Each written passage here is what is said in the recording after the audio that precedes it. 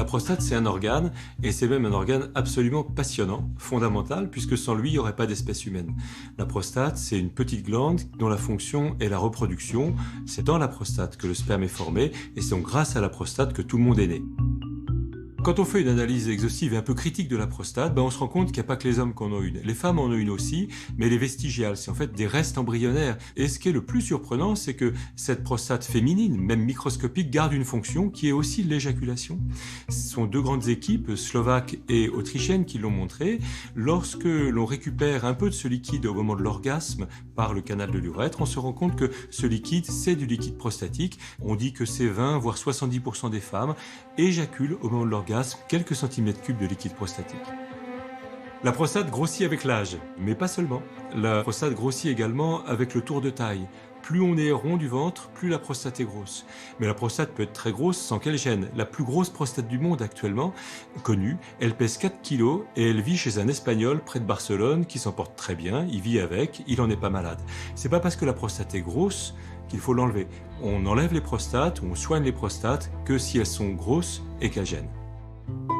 La première mesure à prendre quand on a des problèmes urinaires liés à sa prostate, c'est de se mettre à marcher. Et à l'opposé, regarder plus de 10 heures la télé par semaine multiplie par 2 le risque d'être opéré de la prostate, et marcher 3-4 heures par semaine réduit d'un quart ce risque. Donc il faut marcher, pourquoi ? Parce que c'est la sédentarité en fait qui est à l'origine souvent des problèmes de prostate, et en même temps, le fait de marcher permettra également d'améliorer la vie sexuelle de ces hommes, puisque à peu près un homme sur 2 qui a des problèmes urinaires a également une vie sexuelle perturbée. Et sinon, pour garder sa prostate en bonne santé, à côté de bien marcher, il faut aussi bien manger. Et tout ce qui est prouvé de façon très régulière scientifiquement, c'est vraiment que la tomate, c'est l'ami de la prostate. Plus on en mange, moins on a de cancer de la prostate et moins on meurt de cancer de la prostate. Donc le conseil à donner, c'est vraiment de manger des tomates.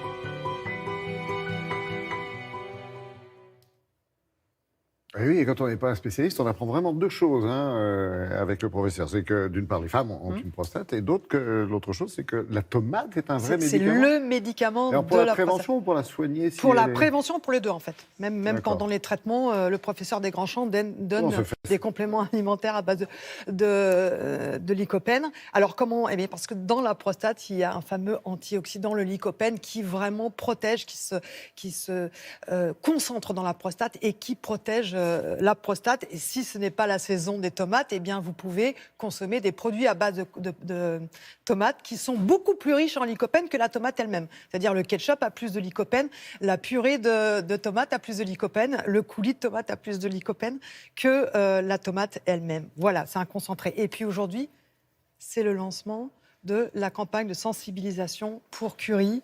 Une jonquille pour Curie, très importante, campagne de sensibilisation, de solidarité en faveur de la recherche contre le cancer à l'Institut Curie. Et l'édition 2018 soutient un projet important puisque c'est l'ouverture d'un grand centre pédiatrique au sein même de l'Institut Curie. Donc vous vous rendez sur le site unejonquillepourcurie.fr.